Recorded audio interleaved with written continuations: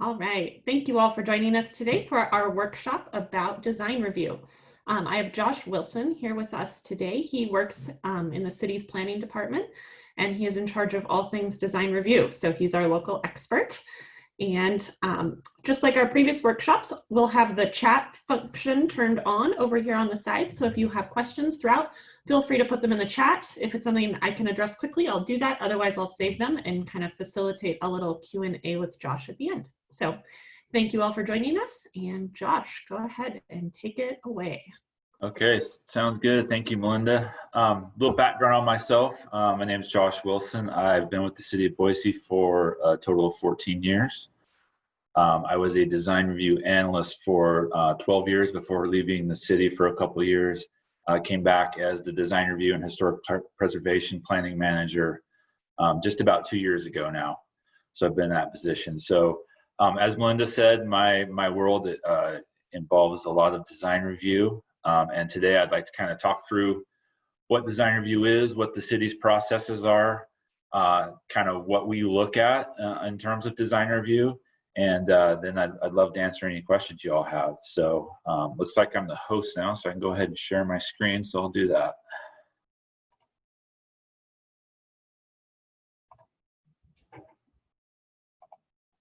Okay, can you all see that?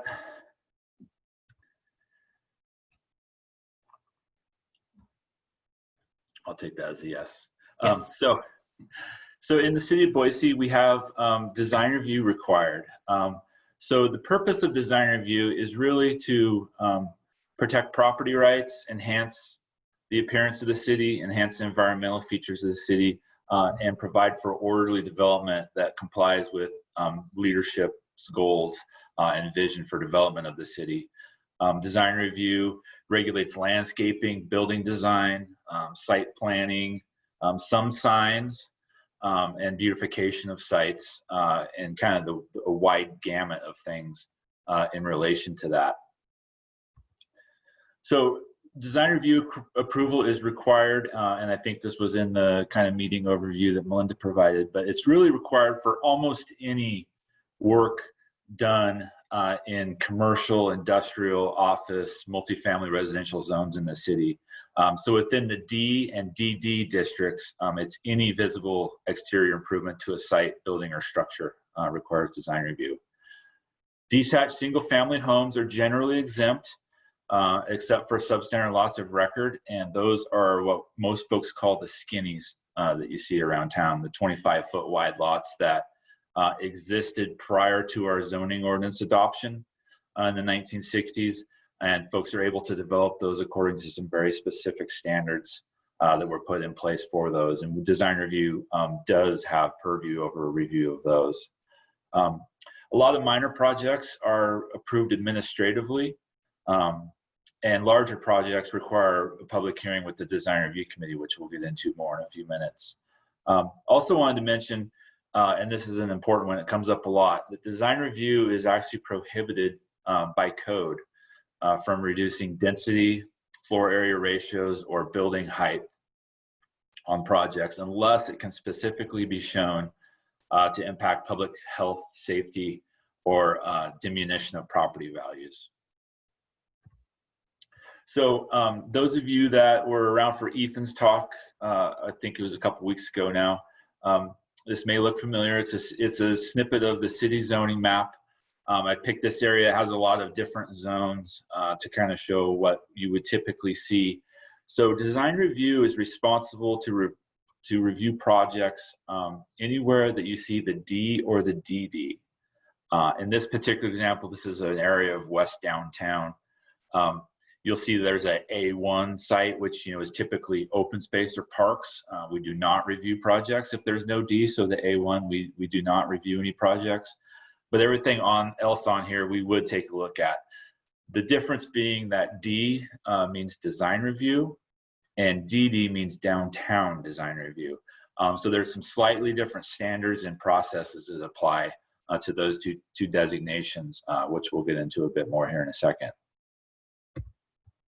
So the levels of review, as I mentioned before, we have a design review committee. They review commercial buildings that are adjacent to residential properties. or properties or projects that are over 5,000 square feet if not adjacent to residential.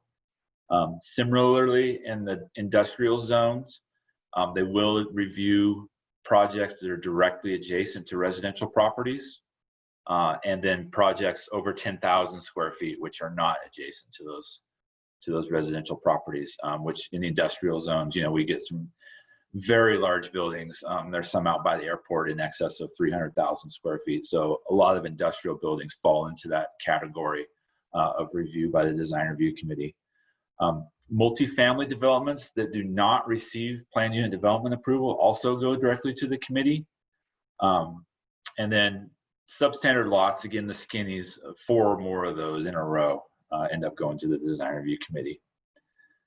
Administratively, we can approve things like duplexes, fourplexes, residential buildings up to 6 units, parking lots, landscaping, remodels, additions to buildings, and then multifamily developments, if not approved, well, if approved by a PUD and less than 50 units, we can review those at an administrative level.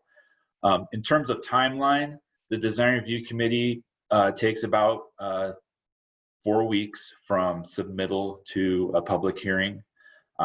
Very similar to the Planning and Zoning Commission, we have a monthly cutoff that applicants meet to be placed on the next month's committee level hearing, and that's about 4 weeks out. Administrative applications follow our process for all administrative applications in the city, which is we have up to 15 days to take action on those. Unless we request more information or there is a redesign required, or we come to some agreement with the applicant that needs to be extended for some additional review. And then administrative can also review 3 or less substandard lots in a row. So the design review committee, it's a public hearing body. If you've ever participated or watched a Planning and Zoning Commission hearing, very similar, follow open meeting laws. They're held the second Wednesday of every month at 6 p.m. We hold those in council chambers and virtually on Zoom is kind of a new development here in this new world. We are right now holding them in both places due to the governor's order. We actually hold them in council chambers and on Zoom. So there is an opportunity to attend in person currently. Just like Planning and Zoning Commission, notices are mailed to neighbors. It's published in a newspaper and then posted on site. Per our notification standards. The members on the design review committee generally made up of architects, landscape architects, and similar design professionals. We currently have an attorney on the committee, and then also just a member of the public who is interested in design. And that's been pretty consistent over the years in terms of committee makeup. It is mostly architects. And landscape architects, certainly in my experience. So when we review either a committee level or a staff level application, we review them against what we call the Boise Design Standards and Guidelines. There are 2 documents. There's a document for downtown, which encompasses everything with that DD designation again, and that's everything within the downtown planning area.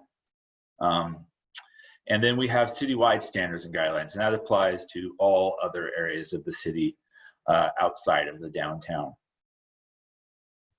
They were, so in 2011, a process was initiated with a consultant out of Seattle called Makers Architecture to develop these guidelines. Prior to 2011, we had very minimal findings and standards that we could base our decisions on. They talked things about general compatibility and impact on neighbors, but really lacked any teeth to make substantial changes to projects or really require high quality design.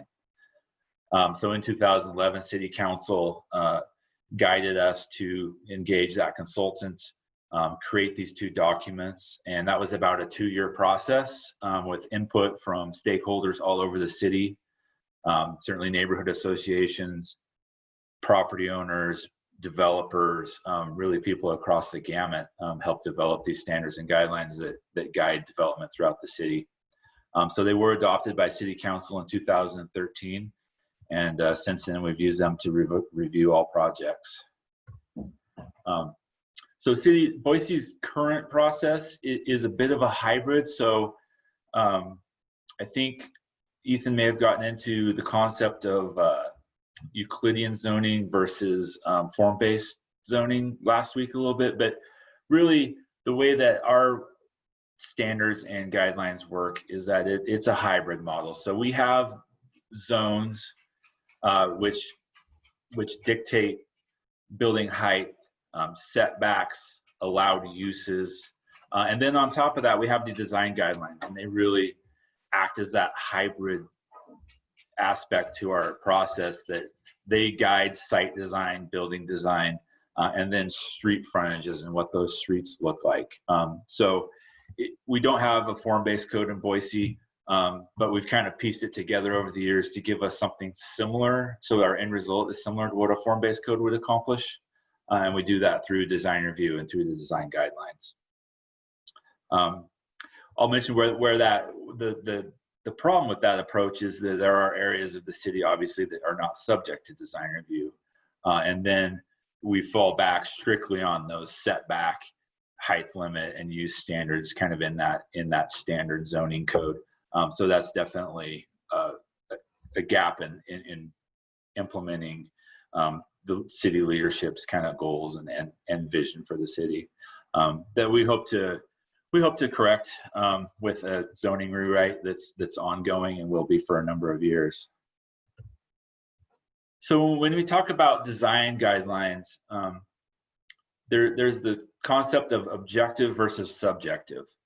So objective are standards that can be measured against metrics, and subjective being things that are up to people's opinion. So the guidelines contain a little bit of both. They have the standards, which are the objective things that you have to meet, and then the guidelines, which are the subjective portions. But we do stay away from restricting architectural style. You'll see this a lot in design review committee hearings or even discussions between architects. It's very difficult to get people to agree on style. You know, architectural style is a very individual preference. Some people may love a Tudor home, and some people may hate it, for just, you know, an example of a pretty prominent and easily identifiable style of architecture. So we stay away from really getting into the subjective too much, and we base the standards and guidelines on principles of good design in terms of massing, proportions, amount of transparency, building location, things like that, that can easily be measured against metrics. So when we talk about those design standards, those are performance standards on the design of sites or buildings. They are required provisions. They feature language like shall, must, or is required. And some standards offer a number of different ways to meet these requirements, which I can show some examples of later, which we call the toolbox approach. And that builds some flexibility into those standards to kind of give people room to create good design without being boxed in every building looking the same. Similarly, the design guidelines, when we use that phrase, those are voluntary provisions that are more subjective. They feature language such as should, or is recommended, or is encouraged to promote those good designs. And then from all of these items, the guidelines have what are called departures built in. And that is a way to propose an alternative method of compliance that doesn't specifically meet the letter of the standards or guidelines, but it meets the intent. You know, when we start talking about site design and building design, there's a million variables. You can't predict them all in a document like this. So we certainly want some flexibility built in to allow people to create good design and not prohibit that. I always use the Wells Fargo building as a perfect example of this. This is certainly one of the more popular buildings in Boise, you know, revered for its architecture, and it's been a long-standing symbol in downtown. a lot of things on this building would not comply with the letter of the design guidelines. Things like distinctive roof lines, maximum facade widths without significant wall plane modulation. You know, it's a very flat building facade overall in a fairly simple building form. But it's one of the most popular buildings in Idaho, and it is regarded in the architecture community as being well designed. So we have to have that flexibility built into those guidelines to allow for unique and innovative designs like this, because we certainly don't want every building looking the same. And I think that's something that everybody can agree on. So when we were developing the design review guidelines, our approach was really threefold. It was to implement those design goals in Blueprint Boise. So you can think of Blueprint Boise as the overarching umbrella that guides all of our decisions. And then the zoning ordinance lives underneath Blueprint Boise, and then the design guidelines live underneath the zoning ordinance. So anything we do within the design guidelines certainly has to accomplish those goals in Blueprint Boise. We wanted to find the right balance of predictability and flexibility. Again, not painting people into a corner about what every building is going to look like, providing avenues for unique designs, some innovative approaches, and creating variety in the community. And then our consultant has what he calls a frontage approach. And that's really what the guidelines are based on. And that'll be the next little bit we get into here. But essentially, we designate important roadways in Boise as different types of street frontages, recognizing that not all streets are the same. Different types of streets warrant different frontage standards.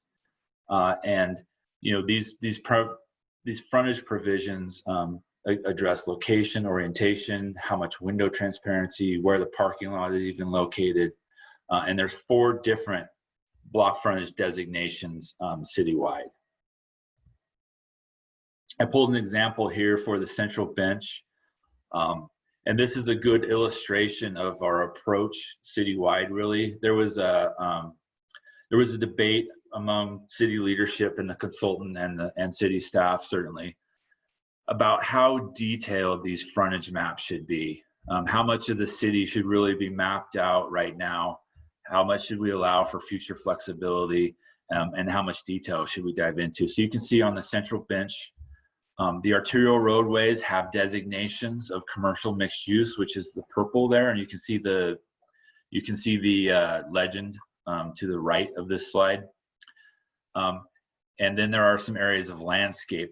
This area of the bench doesn't have any of what we would call the storefront designation, which is the most intensive and the highest standard of development.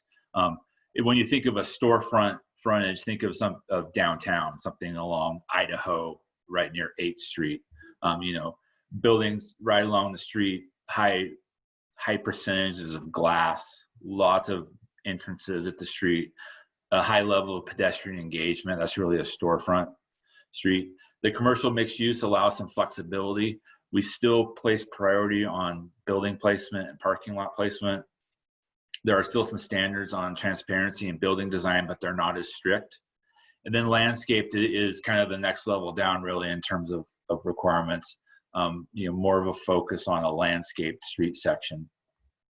Anything that does not have a color-coded designation just falls as other. And those have certainly less restrictive requirements on them.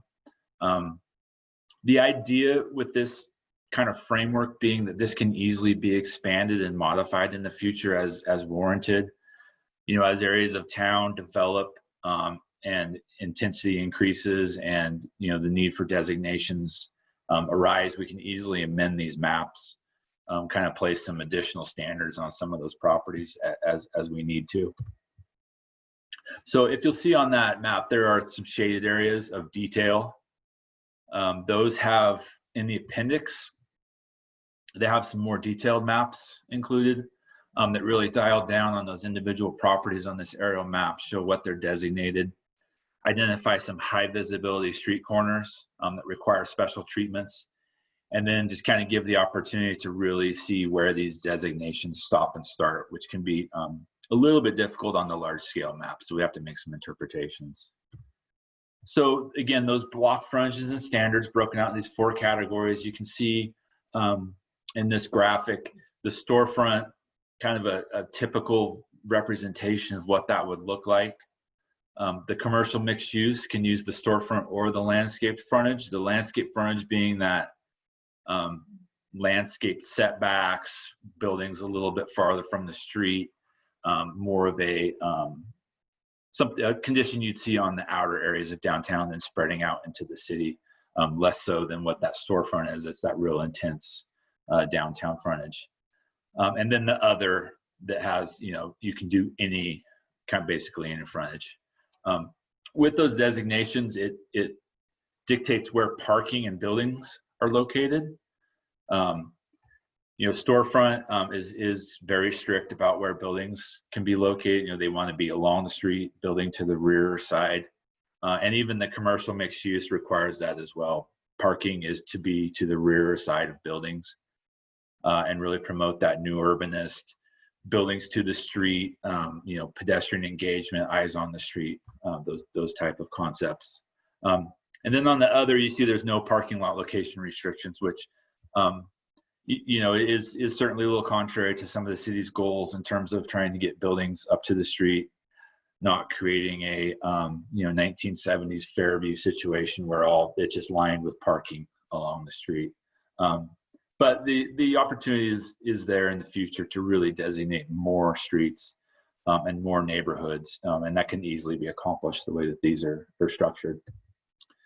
So as you go into each frontage, there are some additional detail as you dial down in. So you go to the commercial mixed use page, it's going to really start to break down what are the requirements, how much glass is required along the street, what is the required building setback, what is the requirement for entries and weather protection, and gets into some pretty good detail, in terms of building placement, entrances, facade transparency, in terms of percentages. For a storefront, like I mentioned, those really intense commercial streets, you need at least 60% of the ground floor between 30 inches and 10 feet to be glass. And that's to promote that pedestrian engaged environment, the opportunities for sidewalk cafes, really the building entrances, and kind of that highly engaged streetscape. And then additional standards kind of about landscaping, parking, driveways, weather protection are also included on these sections. And each designation, storefront, commercial mixed use, and landscape all have their own very detailed sections like this. So on that commercial mixed use frontage, this sketch is included in the guidelines, kind of an example about what some site development could look like. So the commercial mixed use standards, they do allow 50% of the street frontage to be parking. So in this situation, you can see that the important street intersection there has been anchored with a building and a public open space, a plaza with some buildings along the street. And then they did include some parking along the street, which isn't ideal, but is allowed. We just certainly want that flexibility for site design. In a storefront designation, that would not be allowed. The entire street wall would have to be buildings. So that's kind of an example of something you see in the commercial mixed use. So block frontage provisions, we think, are a good idea for Boise because you can tailor these provisions to meet a lot of different situations. It takes the approach that, not one size fits all. Not every street is the same. We can tailor these to different corridors, different neighborhoods. We can react to neighborhood plans and what they want to see in those portions of the city. And then it's super adaptable to future changes. We can update those maps. It requires a public hearing process and to go through that, but we can easily update those maps to recognize changing conditions in the city. As I mentioned before, these kind of cover all aspects of site design, building design. So we have We have a chapter on site design, and then a chapter on building design. So in the site design, I kind of pulled some examples here of what kind of detail the design guidelines get into. They have sections on non-motorized circulation, motorized circulation, parking structures, drive-through lanes, internal open space, high visibility street corners, and then service area, you know, the trash enclosures, the AC units, how are those screened and how are they taken care of? You can kind of see on this page here, and this is directly from our citywide design guidelines. We took a graphics heavy approach to this document. Anywhere that there's an opportunity to illustrate these concepts, you know, it was certainly taken. They're very heavy on images, a lot of drawings, a lot of photographs, and including of what not to do. You'll see on some future slides, they're actually kind of a do this, not this approach, and actually shows what we don't want to see, which I think can be super helpful. Again, some more detailed pages here on parking structures and drive-through lanes and the standards required for those. And then it even gets into landscaping design, which kind of complements. We have a landscape section of the zoning ordinance, but this gets into some more detail about what appropriate landscaping, especially between different uses, is, what that should look like, what that screening should be, and kind of some fundamental concepts there. The building design is obviously an important chapter, talking about architectural character, massing, articulation, design elements. You know, again, not dictating style, but really kind of sticking to those basic concepts of good design, that you can design a building in any architectural style that complies with these guidelines. Again, the kind of graphics heavy presentation, pointing out desired features that create original and distinctive building design, kind of making it easily accessible to a layman. You know, this isn't a technical document that only an architect could understand. You know, you can certainly get in here and start to read and understand concepts about what makes good buildings. Some downtown featured or focused concepts here. This is specifically out of the downtown design guidelines. But talking about infill buildings, their relation to surrounding buildings, what those proportions and relationships should really look like. And then this slide, I think, is a good example. I mentioned the what not to do.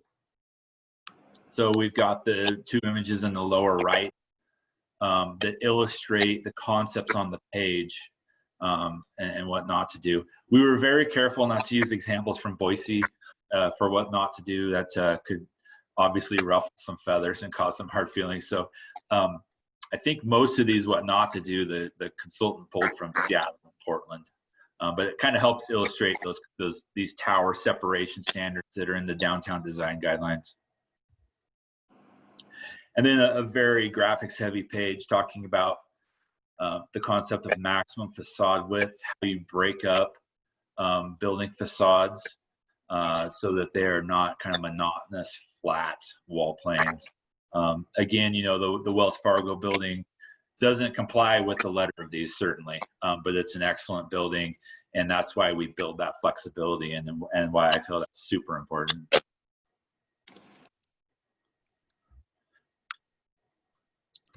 So that kind of wraps up, I think, what I have in terms of the process. You know, this is a lot of information to kind of go through rather quickly, so love to answer any questions anybody has and have any further discussion. So appreciate you having me. Thanks, Josh. We appreciate you being here to share with us today. We do have a couple of questions from the chat here that I'll get started with. And if anybody has other questions, feel free to throw them in there. So first question here is about ADA compliance. Is that something that's part of the review that your team do? It's not something that's specifically in the design guidelines. We are required certainly to make sure that projects do comply with ADA requirements. I unfortunately am not an ADA expert. I know enough to dangerous, but we do include conditions of approval on every project that all ADA standards must be met. We have some folks in the building department that are very knowledgeable on those standards, and we definitely point folks to them with any specific questions. But we don't get into the details of clear paths and slopes and things like that, but we certainly require compliance with it. Great, thank you. I have another question here that's about some of the other plans and documents. So the question says, there are many published documents that specify buildings or preferred guidelines for new construction, things like the 30th Street Master Plan, Blueprint Boise, and the design guidelines. Can you speak a little bit to the hierarchy of those types of documents and Certainly. whether any of the documents are legal documents? Yep, certainly. So, we kind of have, in the planning world, we kind of have visionary documents and regulatory documents. So Blueprint Boise and neighborhood plans act as visioning documents that guide our policy and our ordinances. So when we enact ordinances for zoning in the city, they certainly have to comply with those, and we use those as guidance. The zoning ordinance is really the rule of the land. So, projects are required by law to comply with the zoning ordinance. And the design guidelines is really a branch of that.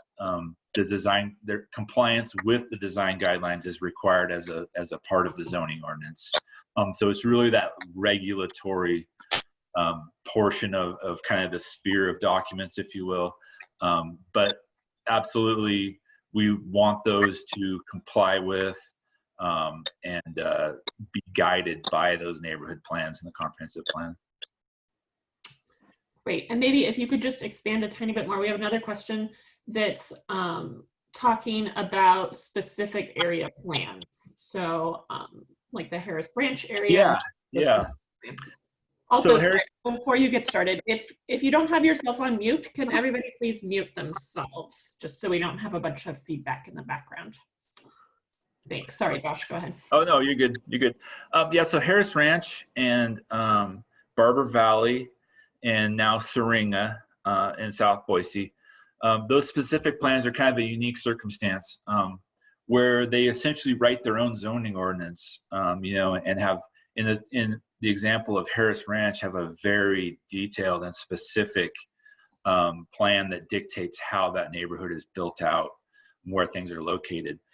For Harris Ranch and Barber Valley, they require design review approval as part of those processes. So specifically, they submit their applications to the Barber Valley or Harris Ranch Design Review Board, which is a private board run by those neighborhoods.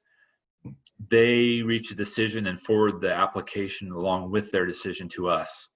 And then we process an administrative application finding compliance with their specific plans. So yeah, it is required in those areas. And that's actually an excellent point. You don't see a D on those zones, it's just SPO1 or SPO2, but design review is required. So even the statement at the beginning of this that we do it in zones with D and DD, that's not always even true. So yeah, we do design review in those zones.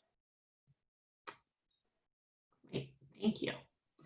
If anybody else has questions, feel free to unmute yourself and ask. I think that's all we have in the chat for now.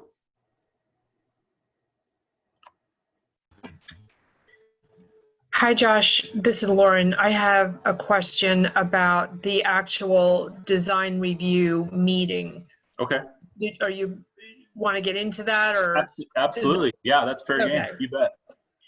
All right. So I think you were there last Wednesday. We had West End Neighborhood Association had a review of 2502 West Bannock.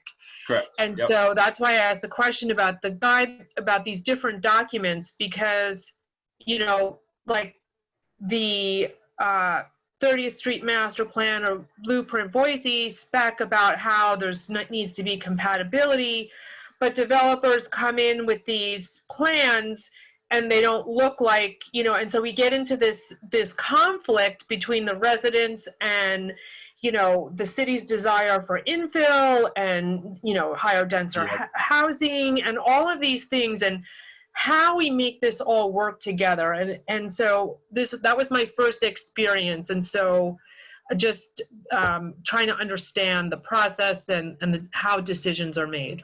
Yeah, it's as you probably are aware after taking part in that, it's complicated.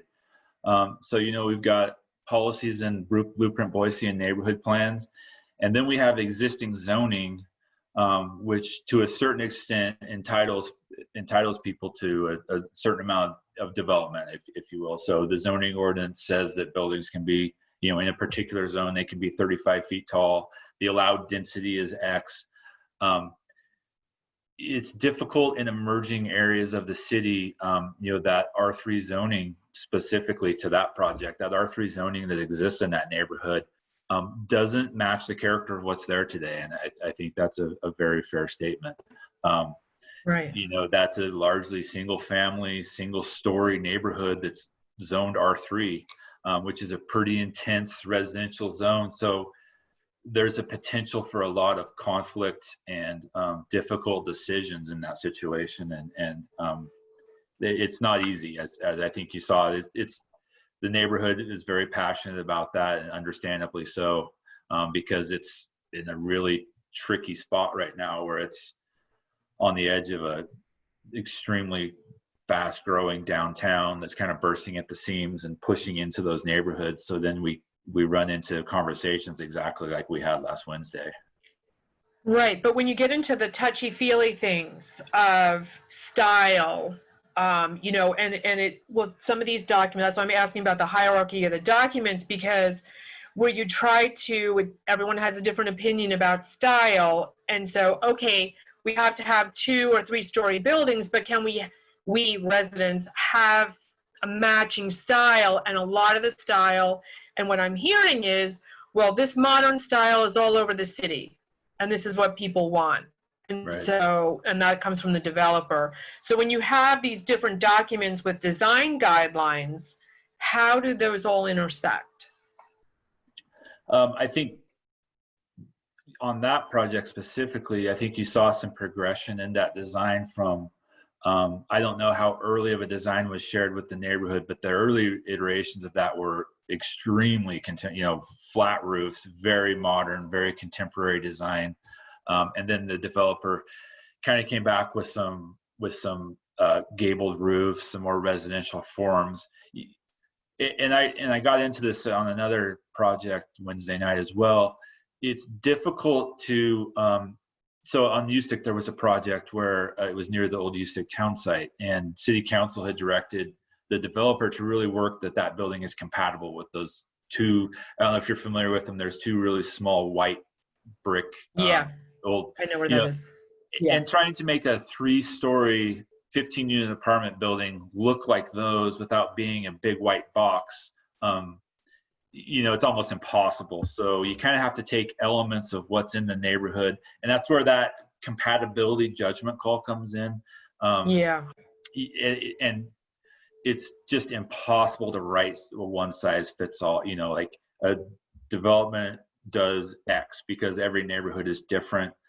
So that's where, you know, the design review committee kind of made that judgment call that it was compatible and approved it. So those are all, you can't get judgment out of the equation.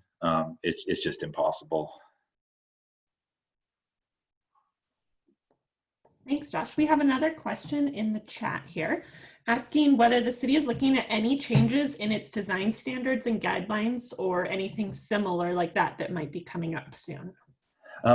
Right now, there is a rather large change, and it's not really to the standards themselves, but the city, we just submitted the ordinance revision to require design review approval for demolitions.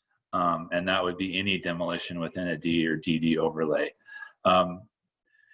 Again, on Bannock, and Nicole was part of this, but the project at 1620 Bannock, the Travis Apartments, you know, there was a lot of consternation about the demolition of that building. It's not protected historically, but is valued in the neighborhood. So right now we're working, and it's going to be a process that's going to go through planning and zoning and city council, but we are going to require design review approval for demolitions.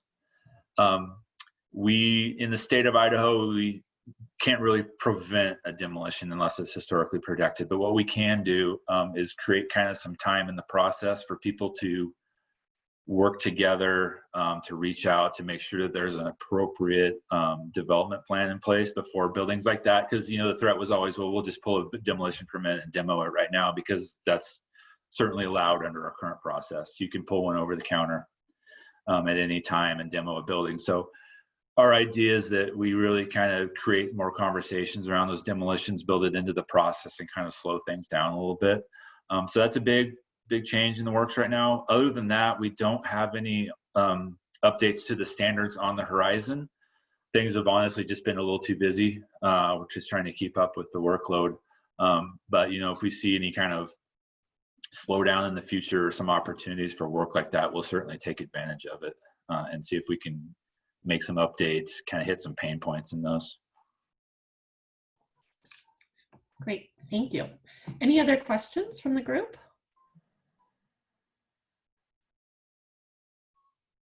All right, well, if you think of other questions, feel free to email them to energize@cityofboise.org, and I'm happy to connect you with the appropriate people to get those answered. But thank you all for joining us today, and thank you, Josh, for teaching us all about these things. You bet. Yeah, and if anybody ever wants to reach out directly to me, absolutely, I'm available. So thank you. Appreciate it. Great. Yeah, thank you very much. Okay.